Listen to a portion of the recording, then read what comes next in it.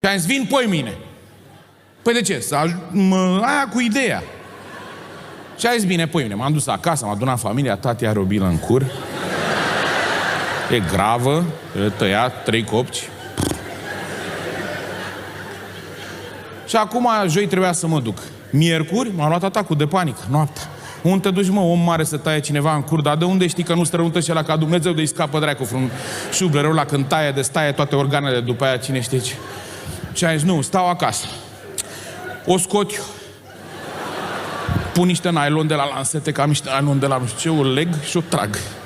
Nu, zic că nu trag, dacă trag pe lângă. Nu, iau aspirator, am un aspirator șmecher și o pun și o aspir. Dar dacă trag prea tare, îmi trece esofagul de mi se duc ochii în jos și nu mai pui la loc. Ai zis, Doamne ferește, lasă, mă duc la asta. Mă sună fratele meu la 12 noaptea, zice, bă, să nu te uiți la asta taie în cur, că am găsit eu un doctor, nu se mai taie.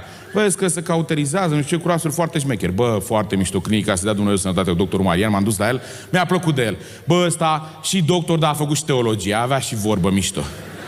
Am intrat acolo, bine ați venit cu Dumnezeu. Uita la frate, că arăți ca